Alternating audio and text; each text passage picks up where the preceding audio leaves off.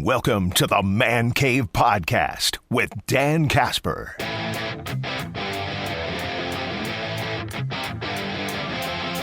A report yesterday that the Packers were bringing in free agent linebacker Isaiah Simmons on a visit. He was originally a first-round draft pick by the Cardinals back in 2020. He's kind of a linebacker slash safety hybrid type of player, because when you look at his size, he's about 6'4", but maybe around 240 pounds or so. So last year spent the last year with the Giants, last couple of years with the Giants, but he is a former top 10 pick too. In 2020, he was picked number 8 overall. That first year with the Cardinals, and now this kind of fits a Goody thing here too. He has played in every single game. In his 5 years so far, he has played in every single game. But his rookie year had a couple sacks, 54 total tackles. But his second year with the Cardinals, 1.5 sacks, 105 tackles. His final year with the Cardinals in 2022 had 4 sacks, 99 tackles. And 2023, his first year with the Giants, just 1 sack, 50 tackles. Last year, no sacks, 21 tackles. So the production has gone down here, but he has played a lot of special teams as of late too. So again, kind of that linebacker safety hybrid type of player. Would there be a role for him? I'm sure Green Bay or Jeff Hafley would find a role. Not maybe it's a big dime backer type of player and such, but is he a guy that you can utilize his speed, maybe covering some tight ends and such? You know, I think the one thing that we have to kind of ignore is just, I think a lot of people, and to no fault, but, you hear, former top 10 pick. Yes, absolutely love it. Let's do it. Let's get it. It's a perfect fit. Make the sign. Let's pump the brakes a little bit. Okay, I know it's not a Friday full throttle or pump the brakes, but I think we got to pump the brakes just a little bit, because we're in the middle of April and he's still a free agent for a reason too, right? He's still a free agent for a reason. It's not to say that if Green Bay does sign him and he comes in, it's you hope that it's like a great signing for the season, maybe similar to when Devondre Campbell first signed and then he became an all-pro and such. I'd be curious to see how they utilize him. Is it more just depth? Would they consider him as a linebacker? Would they kind of put him in different situations and certain formations? That's probably.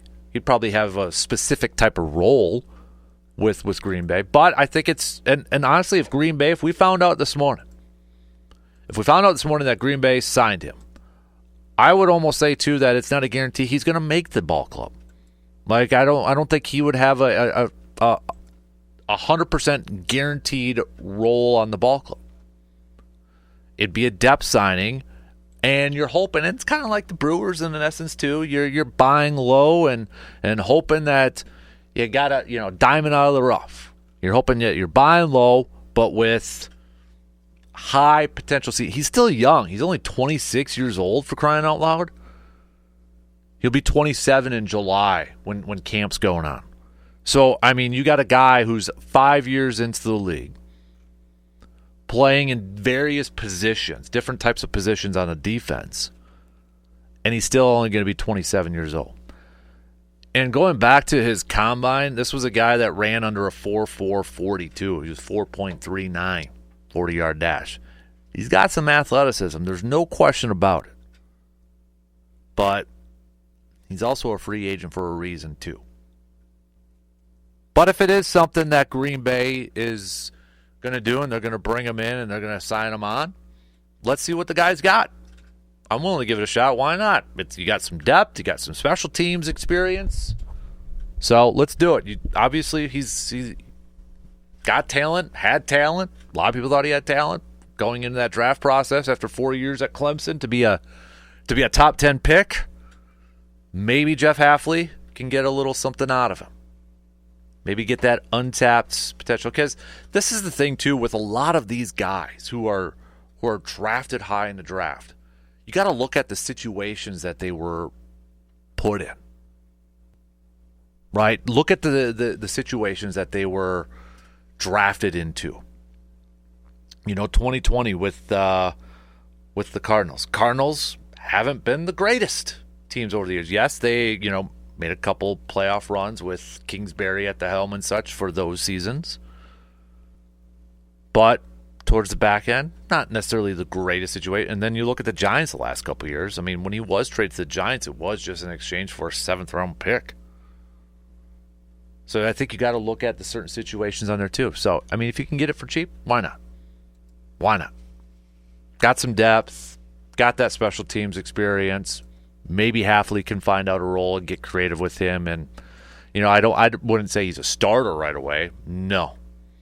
I remember Green Bay did this last year with, was it Davis, the linebacker? Former first-round pick, and we didn't get to see him on the field. He was a practice squad. So, I mean, Green Bay's done this before. Jalen Smith, remember from a few years ago? They've done it before. They've kicked the tires a little bit. See what they got. So, and you're starting, maybe this is just kind of a visit, and then maybe if he's not signed, it's a revisit after the draft. It's like, all right, we got our info. We'll let you know after the draft. Seeing how the board kind of plays out, and if they feel like they still have a need for some depth pieces, whether it's for special teams or whether it's for that linebacking group, then maybe they revisit, and then maybe they sign them back up. But let's continue our Packer potential prospect series as we start to wrap it up before we get to the draft next week here, just a few more days with our Packer potential prospect series. And these three individuals, again, depending on if you're looking at mock drafts and such, maybe they're day 2 picks. Some are squeaking through at the back end of the first round, so maybe, just maybe they could. But, that's the purpose of this, because we're Green Bay drafts. It could be towards the back end of the first round or maybe day 2 for some of these guys. But Green Bay's in that spot where, it could go either way for some of these guys. And that's the case for these three individuals. We got a couple of Ohio State Buckeyes and an Ole Miss wide receiver. Let's start off with the Ole Miss wide receiver, Tre Harris. Now, when you look at his physical traits, 6'2", over 200 pounds at wide receiver. Nice size. 4.54, 40-yard dash. Is he the speedster of like the Matthew Goldens and such? Absolutely not. But remember, so were guys like Devontae and such. So, but you look at the size and it's like, okay, that's an outside receiver.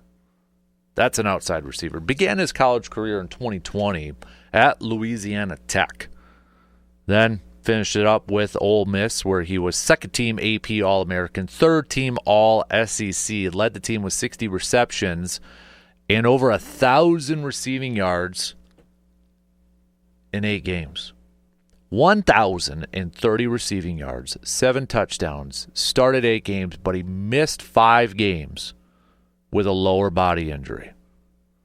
So still put up over 1,000 yards in those 8 games. 2023, he had 985 receiving yards, 8 receiving touchdowns, played in 12 games with 11 starts. So the knock on him is kind of a little bit, all right, he's dealing with some injuries, been dealing with some injuries the last couple of years and such, so that would be a little bit of a knock. There's some thoughts like, okay, he's probably not a number 1 receiver, but he's a very good number 2 receiver at the next level. Some of the other knocks on him too, he could go through some cases of the dropsies, which I got to imagine a lot of us Packers fans are saying, no. We went through that last year with all the wide receivers. We don't need to bring in another receiver who maybe has a case of the dropsies. But you look at the size and you look at the other intangibles, his other strengths. He's able to, I think his speed, just from watching some of the clips of him, I think his speed is a little bit underrated. Yes, 40-yard dash is not a 4.4. Okay, it's a 4.54.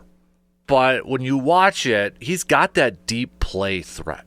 And I think he's got a good change of direction, especially, at the top of his breaks, at the top of his routes. So I think when we look at this receiving group for Green Bay, they got a lot. They got guys that could go underneath, but do they need that guy that can kind of take the top off because there is no Christian Watson?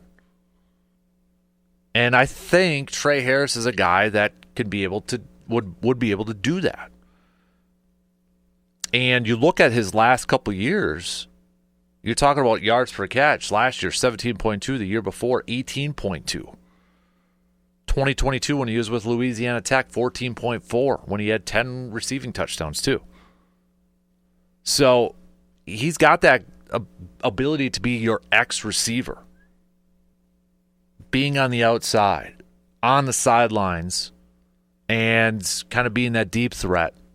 But he definitely needs to work, I would say, a little bit more on route running, cleaning that stuff up a little bit. And, of course, dropsies. Got to work on that, especially considering what we saw with this receiving group from Green Bay last year. But I think there's a lot of intangibles to like. So I know a lot of fans are probably going to focus on that part. They're probably going to focus a little bit on that, and I get it, and I understand it. But you look at the other positives with him. And I think there's a lot to like with this. I could easily see this guy being a potential second-round pick for Green Bay. Not necessarily a first round. Maybe a day 2 pick later in the second round. I like the physical traits he brings. And I think he is kind of a sneaky. He's maybe this is the best way to describe it. He's not fast, but he's quick. We've heard that phrase before, right? Well, he's not fast, but he's quick. And I think you see that at the top of his routes or when he's going into his breaks. And I think with his size, he can be that deep threat that maybe Green Bay is going to need with no Christian Watson for the majority part of this season. Could he develop into a number one, a legit number one? Maybe. Nobody really thought Devontae would probably develop into a legit number one when he was a second-round pick by the Packers. But we'll see. But I definitely could see him being a potential Packers pick in that round 2. And I think you're going to see a lot of comparisons, a lot of similar traits being thrown out there to receivers that Green Bay has drafted before in the past. All right, let's go to our next potential prospects. Let's go with Tyleik Williams, defensive tackle from Ohio State. We'll start off with him. This is a big dude. I mean, you're talking about a massive human being. When you look at his production scores after the numbers from the defensive tackle spot, production score, he ranked 3rd among defensive tackles at the combine for those numbers. Total score, he ranked 3rd amongst defensive tackles. You're talking about a guy who is 6'3", 334 pounds. He is your run-defending defensive tackle. If the Packers are looking for that massive defensive tackle to fill up the gaps, to fill up the lanes, this is your guy if they want to draft somebody early. If they want to replace somebody, or if they want to replace TJ Slayton early with somebody, this could be your guy. But you watch some of his plays, and I know he had some free hits on some of those quarterbacks, but the way he hit some of those quarterbacks was just it was painful. It was really, really painful. He's got some quick feet for a big guy too. I mean, he's pretty nimble for somebody who's approaching 335 pounds or is 335 pounds. He's not the greatest pass rusher right now, but that's something that they could potentially work on to get better at, to improve him on there. But he can help you out immediately on those early downs and on those rushing downs. So he may not earn a lot of playing time if it's an obvious passing situation or on 3rd downs if it's a passing situation. But this is a guy that is immediately going to help you if you want to improve your running game or want to improve your running defense. And I think you look at Green Bay's roster, and with no Slayton, they do have a need for that defensive tackle, that interior defensive tackle, who is kind of your run-stopping guy with no slate. And whether, you want to invest a high pick in that, because there is a narrative out there that Green Bay could fill in that void left by Slayton with somebody later on a draft, maybe a day 3 pick. Like 5th round, 4th, 5th, or 6th round, somewhere there. You could find that guy that's maybe only going to play 2 downs, as a 2-down defensive lineman, and you're putting him in there for run situation, and they absolutely can. But if you draft Williams here, you have the potential to develop him into more into a 3-down lineman. He's going to help you out immediately with that run defense, but you can work with him and maybe help develop those pass rushing skills with him. Because he's got the talent and he's got the athleticism to do that. He's got that quickness and he's got that great footwork. And he is very, very violent when he does get after the quarterback. And some of the stuff I was watching, he was going up against like Toledo. And I get it. It's Ohio State and Toledo. Okay? Talent level is up here, way down here. So, he was dominating some of the talent at Toledo. And there was a couple other games, too, against Rutgers where he was just like, and I'm like, okay, yep, I get it. It's the quality of the opponent. Okay? But when he did hit a quarterback, that dude was hitting. Violent. And when he's got a guy wrapped up, he ain't letting him go. So he is a very violent defensive lineman. Sticking with the defensive line, but going to the ends for Ohio State's another Buckeye defender, JT Tuimoloau. I'm trying to pronounce it correctly, so I got it written out here. Tuimoloau. JT. We'll just call him JT from Ohio State, edge rusher. You look at the size, and he's got the size that you want in a defensive end and an edge rusher. 6'4", between 265 and 270 pounds. You look at his combine scores, he ranked 5th in total score amongst all defensive ends and edge rushers at the combine. Again, this is a guy that I've seen kind of creep up towards the back ends of the first round, or maybe still in the early parts of round 2. Like, I feel like he could get to that back in that first round, but he's not going to make it through the second round. So somewhere around there is where we've got JT. But this to me, watching him a little bit, is he could fit a couple of different styles of defense, whether you want to have him as a 3-4 outside linebacker. He may be a little bit too big for that, but I think he is a guy that could definitely fit as a 4-3 defensive end within his Packers system. And remember, too, with these Ohio State guys, and I know it's been a little bit, but remember, Jeff Hafley does have connections with Ohio State, being a defensive assistant over there for a little bit. So, defensive coordinator, co-defensive coordinator, he's very familiar with the style that they run. So that's kind of why we're focusing on some of the Ohio State guys here, too, because they may be a little bit more familiar with the style or the system that Jeff Hafley wants to run. But you look at some of his highlights here, too. First, before we get to that, he was first-team All-Big Ten last year, ranked 3rd in FBS with 21 and a half tackles for loss, 12 and a half sacks, started all 16 games for the Ohio State Buckeyes last year. 2023, he was the first-team All-Big Ten, started all 13 games for them, 7 tackles for loss with 5 sacks. 2022, first-team All-Big Ten Conference, started all 13 games, 10 and a half tackles, 3 and a half sacks.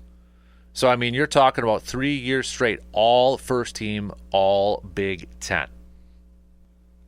And this is another violent, physical edge rusher, defensive end. He's got the ideal size, ideal length to play that 4-3 defensive end. And he's got a little bit of an inside spin move. Gives you a little bit of versatility there. Has a little bit of a bull rush to go with it. He can set the edge pretty darn good, pretty darn well. His weaknesses a little bit.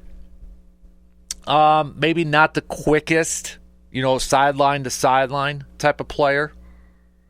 Probably could evolve his rush plan a little bit more.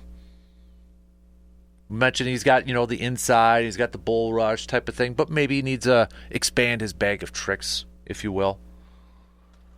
But if Green Bay is looking for a legit 4-3 defensive end that kind of fits the mold of the guys that they have right now, and I know that's probably for some people saying, no, we don't want the guys that fit the mold right now. We want different dudes over there.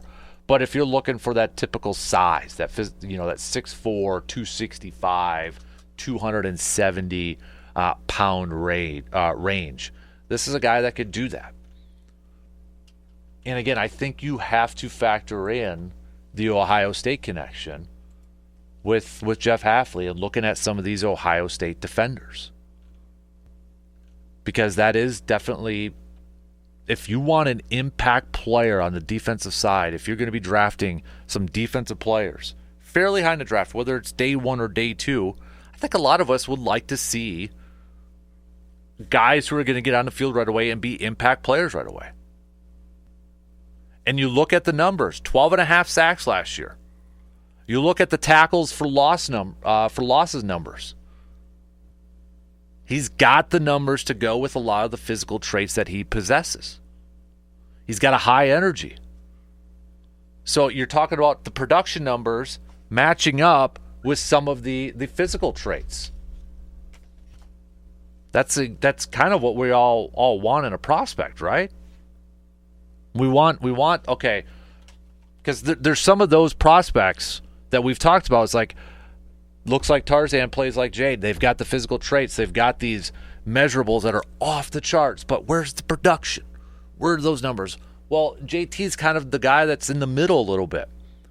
Where, okay, he's got the numbers. He's got the production numbers, and he's got some of those physical traits. Is he the most athletic defensive end or edge rusher in his draft? No. He's not going to be the guy that's going to, just pop off the screen. He's not an Abdul Carter or even a Shamar Stewart, who's probably the most athletic defensive end in this draft. But again, Stewart's, you're looking at, okay, well, where was the production? He's got the physical traits, but where's the production numbers? And is that a concern? JT's kind of a little bit in the middle between that, where he's got those physical traits and he's got the production numbers, but maybe isn't the splashiest guy on film. But he's a smart football player, and you look at the last few years and you look at the production he has consistently put up. He is a consistent football player, consistent defensive player.